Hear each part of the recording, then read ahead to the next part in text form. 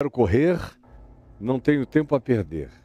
O verso 5, no prosseguimento do que Jesus vem falando, sobre os cuidados com o exercício da nossa piedade diante dos homens, para que ela não se transforme em plasticidade, em teatralidade, em performance, em vacuidade, em nulidade, total diante de Deus, é que ele diz: guardai-vos de exercer a vossa piedade, a vossa justiça, a vossa suposta espiritualidade diante dos homens, para os homens, para a percepção humana, social, com o fim de ser vistos, percebidos. De outra sorte, não tereis nenhum tipo de galardão junto ao vosso Pai Celeste. Porque se a espiritualidade de vocês se transformar em performaticidade religiosa, de maquiagem, de palidez, de piedade falsificada, de expressão de humildade, de generosidade, de interesse em coisas espirituais que são só para causar emulações impressionantes no coração daqueles que adoram idolatrar a suposta superioridade espiritual de alguém apenas para aplaudir. E não se torne você esse indivíduo que come aplausos, que vive de aplausos e de louvações e de incensamentos. Porque se você se tornar essa pessoa, isso é tudo que você vai ter. E acaba no dia que você morrer, ou no dia que você perder a possibilidade de ir para a rua, para a praça, para a sinagoga, para a igreja, para a congregação, para o palco do teatro das suas performaticidades. Esse é o resumo introdutório. Aí ele falou do dinheiro, da oferta, da esmola, do socorro, do ato de compaixão misericordiosa que se transforma em materialidade socorrista em favor daquele que precisa. E eu fiquei aqui 3 dias falando a respeito disso, está tudo gravado aí na plataforma do YouTube. E eu iniciei falando sobre oração, e é onde a gente está. E quando orardes, diz o verso 5, não sereis. Eu gosto de prestar atenção nos verbos simples. Presta atenção comigo. Quando orardes, não sereis. É impressionante, porque semelhantemente à esmola, que eu disse que o ato de dar, pervertida e falsificadamente, muda o ser, como Jesus aqui usa palavra semelhante para descrever essa mutação perversa que é a hipocrisia, que o mascaramento produz na gente, de modo que existe uma extinção identitária genuína dentro de nós pela prática da hipocrisia.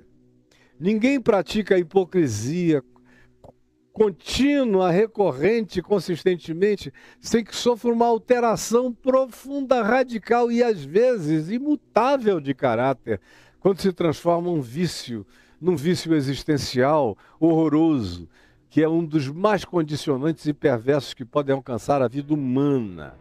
Do mesmo modo que acontece com o dar, o doar, e o transformar isso num espetáculo de publicidade e marketing da sua espiritualidade, Jesus diz que a mesma coisa acontece com a oração, com o ato de orar, de buscar a Deus, e fazer isso não por Deus, nem para Deus, nem diante de Deus, nem por causa de Deus, mas por causa do palco, por causa da fachada, por causa do desempenho, por causa da demonstração, por causa da vontade de impressionar, por causa do desejo de ser visto, percebido, aplaudido, entronizado, glorificado pelos homens que não sabem nem quem você é.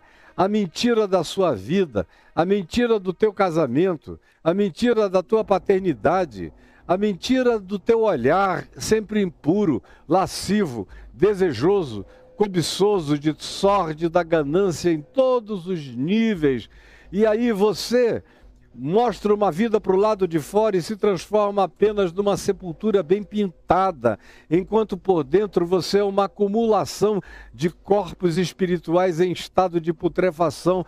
Você é fétido, é podre, é o que Jesus diz, eu estou usando a linguagem dele.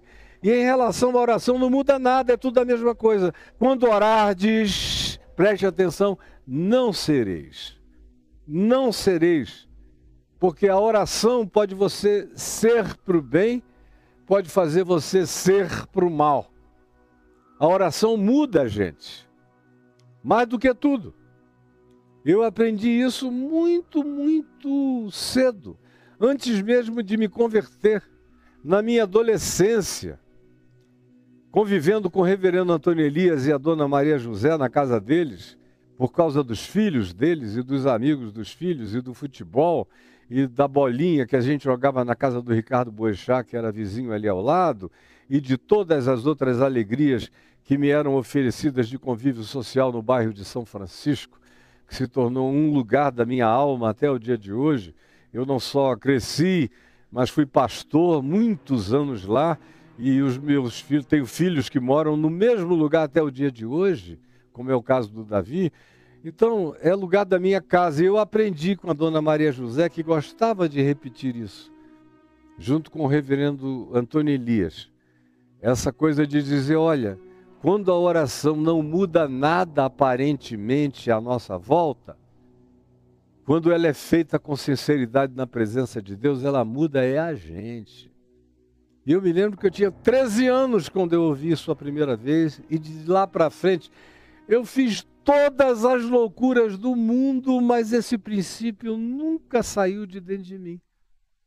De modo que anos depois, quando eu fui alcançado pela epifania irreversível da revelação do Evangelho em Cristo Jesus em meu favor, isso já estava plantado como certeza em mim, eu já me converti daí para frente. Sabendo que a minha oração, e eu me entreguei, como eu já disse tantas vezes a vocês, imediatamente, foram 10 anos de jejuns, de oração e de leitura da Bíblia. Paulo disse que se retirou para a Arábia há 3 anos. Eu entrei numa Arábia existencial 10 anos, saindo para pregar, fazer cruzadas, pregar em universidades, campos, eventos, na televisão, nos rádios, nos teatros, mas o meu caminho era de volta para dentro daquele quarto, para aquela porta fechada. E aonde eu ia, para os lugares onde eu pregava, eu quase nem convivia com as pessoas que estavam organizando os eventos, nos ginásios, nos estádios, nos teatros. Porque eu pregava, voltava para o quarto, me ajoelhava e ficava igual um camelo na presença de Deus. E intercessão foram os 2 anos que estabeleceram os fundamentos da minha consciência espiritual, do meu enraizamento e da natureza do meu ser até o dia de hoje. Até o dia de hoje. Em mim e eternamente. Mas eu aprendi que oração muda a gente se transforma num outro ser. Se ela é feita com essa hipocrisia religiosa, ela muda o nosso ser para o mal, para a plasticidade, para a teatralidade, para a performaticidade viciante. E aí depois de um tempo você não consegue orar mais sozinho, porque não tem uma testemunha para dizer, eu vi como esse cara se ajoelha, como ela ora, como ela intercede, como ela é piedosa, como ele é sincero. Sem gente você não ora mais. Por isso você só ora em companhia de terceiros, porque você precisa do público. Por mais que você não vá para a praça, nem para a esquina. Ou não grave a sua oração para postar, como tem gente que só ora orações gravadas para postar. E sem gravação não há oração. Esses já receberam o seu galardão, que é o vácuo absoluto e eterno. Nunca vos conheci, não sei quem vocês são, ou como diz Paulo, de nada vos aproveitará. É como bronze que soa, é como símbolo que retine. Agora, quando a oração é praticada conforme Jesus ensinou, ela muda a gente se torna para o bem. Sereis. Ou sereis como os hipócritas, ou sereis como Jesus o Cristo. São dois modelos que o Evangelho está me apresentando de espiritualidade. A espiritualidade religiosa hipócrita, performática, de apresentações, de exibicionismo, de ostentação e nada mais do que isso, e aplausos humanos e silêncio divino, e oquidão espiritual absoluta. Creia que se você viveu assim até agora, a razão pela qual você é tão infeliz, oco, insatisfeito, medicado, aflito, ansioso, angustiado, desesperado, é por isso. Você exerce uma espiritualidade sem espírito, sem essência, sem âmago, sem Deus, sem verdade interior, sem intimidade com o Pai. Então o que sobra é a oquidão das multidões, porque quanto mais multidão, menos gente você tem na companhia do seu ser. Quanto mais multidão, menos gente você tem na companhia do seu ser. E aí vem Jesus e diz, quando orardes, não sereis, porque vocês se tornam. Quando vocês oram como hipócritas, vocês se tornam essas pessoas, não momentaneamente apenas. Não apenas no ato e na hora e no tempo da performaticidade, da performance. Não, vocês se tornam no ser. A mente de vocês passa a pensar como a mente de um hipócrita. A cognitividade de vocês interpreta como a cognição de um hipócrita. Os sentimentos de vocês serão sentimentos de um hipócrita. E o hipócrita gostaria de viver no mundo de Truman, onde tudo é gravado. O hipócrita gostaria de viver num Big Brother de falsa espiritualidade. É o desejo maior do hipócrita, é que cada ato dele seja transmitido, seja visto, seja verificado, seja louvado, seja de algum modo aprovado e exaltado diante dos homens. E aí, quando a gente entra nessa, a gente vira isso. Para sair disso, só muito cacete do Espírito Santo batendo, esfolando a gente, descarnando a gente, escalpelando a gente, para ver se sai essa casca dura da hipocrisia e para ver se a gente recupera a ressensibilização humana, o que é uma coisa dificílima. Por isso, não tem ninguém mais difícil a ser convertido ao verdadeiro Evangelho de Cristo na face da terra do que o religioso. E na sua religiosidade, os mais hipócritas são os mais inconversíveis, são os mais intransformáveis, são os mais impermeáveis, são os mais difíceis, como eventualmente a sua mente se tornou.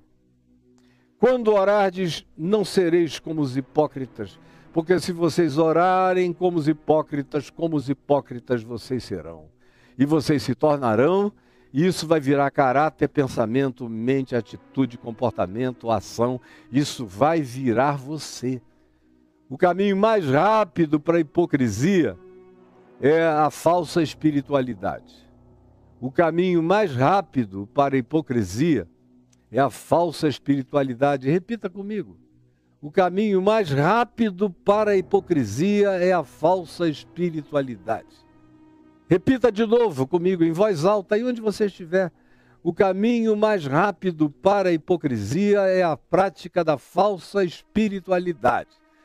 Seja em relação ao dinheiro que você dá, supostamente generosamente, mas você está comprando atenções para a sua vida e perdendo galardões diante de Deus eternamente. Ou então é essa prática da oração que ora para o outro, a oração de recados, a oração de discursos, as orações de impressionamento, que é o que a maioria faz. Hoje em dia, cada vez mais hoje em dia, menos você fica sabendo de alguém que na solitude da vida entra no quarto, fecha a porta e tem vida com Deus, no silêncio, na quietude, na paz, na calma, na não necessidade de que ninguém veja, nem compartilhe, nem a sua mulher, nem os seus filhos. Eu tenho um momento de orar com a minha mulher, mas eles estão longe de serem os momentos da minha oração, porque eu oro o dia inteiro, o tempo todo. Ontem, por exemplo, eu fiquei quase 4 horas no dentista, com a boca aberta, orando. Só que a minha médica não ouvia, ninguém ouvia, só eu. O inspirar era um... o soprar era um... O inspirar era um... E o soprar era um... Diave. O inspirar era um... E o expirar era um... Mas isso sem ninguém ouvir, só se tivesse um microfone na minha garganta para detectar. Isso é um exercício básico da minha mantra pessoal, enquanto a minha mente fica rodando em torno dos temas da minha intercessão. Com esse nome, essa mantra santa, como respiração, inspirada no Salmo 150. Todo ser que respira. E eu decidi, alguns anos atrás, transformar minha respiração numa mantra de confissão e de invocação silenciosa, que ninguém ouve e ninguém vê.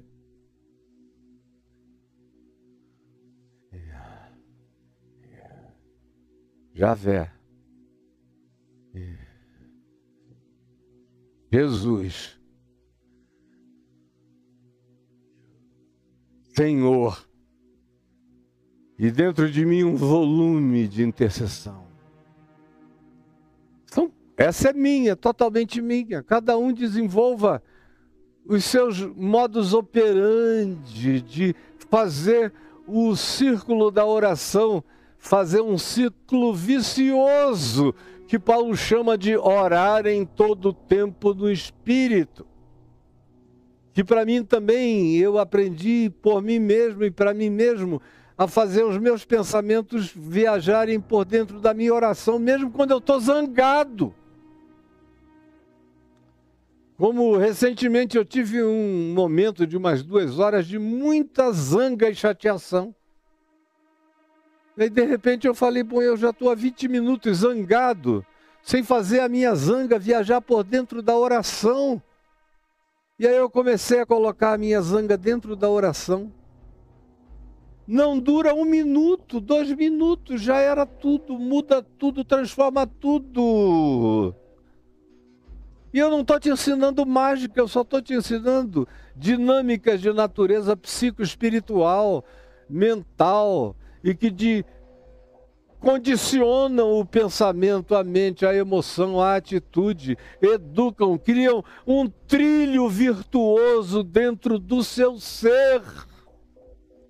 Colocam um caminho firme dentro de você que não dá espaço para tergiversação, que gera a mistura e a perversão cognitiva e de entendimento e de compreensão espiritual no homo pneumáticos.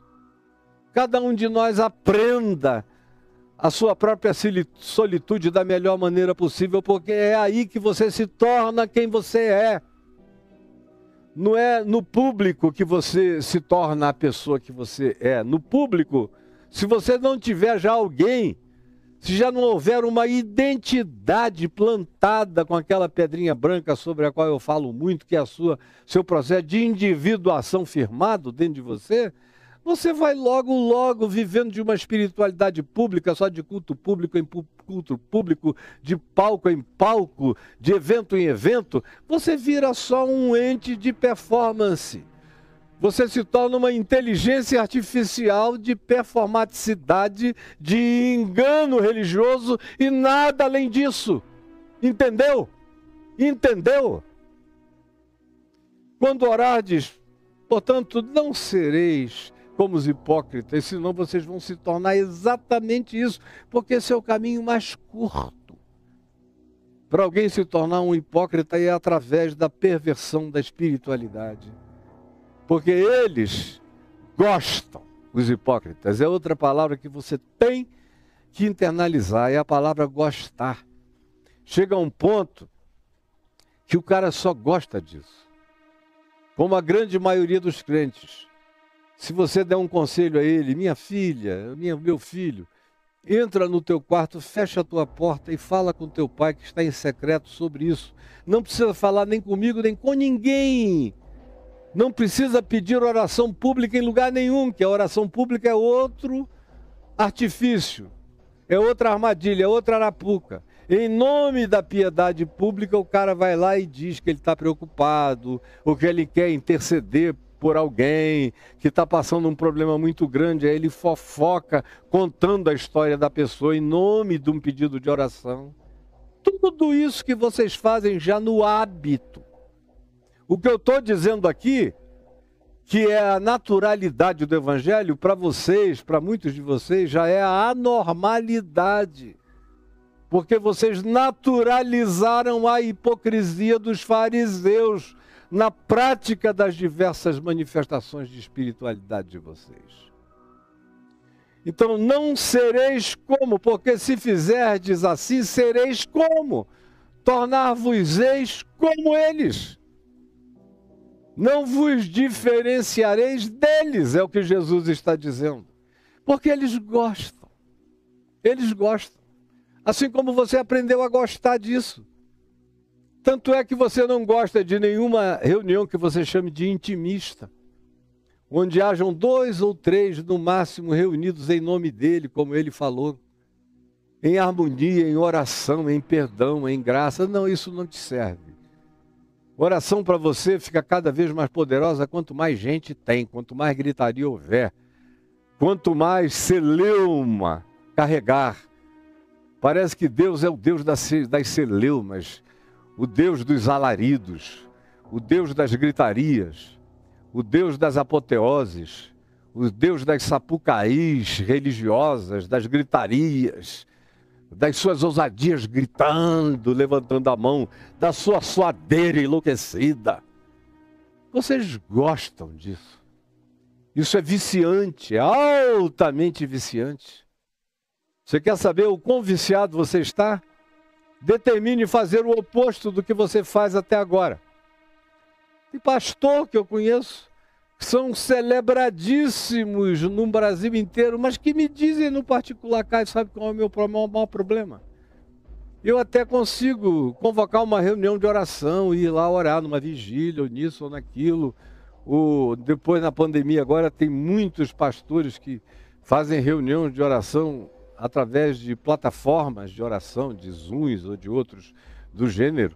Tem gente muito sincera fazendo isso. E eu estimulo todos os que eu vejo que fazem com sinceridade, mas há uma multidão que só está na performaticidade.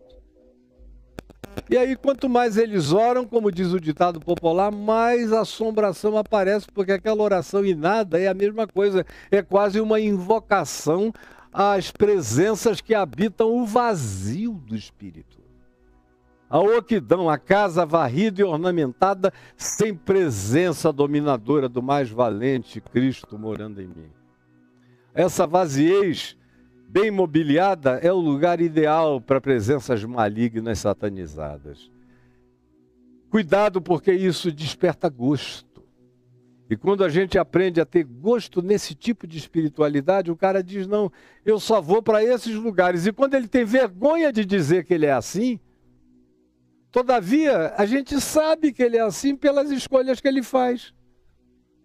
Ou como quando ele opina e diz, não, eu não gosto daquela igreja ali, porque eu chego lá, todo mundo ora tão silenciosamente que parece que Deus não está presente. Porque o Deus dele não é o Deus de Elias. O Elias da carruagem de fogo, do fogo que desceu sobre o Monte Carmelo, e depois correu para o Monte Horebe, com medo de ser morto por Jezabel, e quando chegou lá, veio um terremoto que tremeu o monte todo, e ele mesmo diz, mas Deus não estava no terremoto, na pentecostalização do fenômeno do terremoto. Depois passou o terremoto e veio um vento tão poderoso, que era tão forte, que fendia, quebrava, despedaçava rochas no Monte Horebe. E o Elias do fogo, da carruagem de fogo, no sussurro.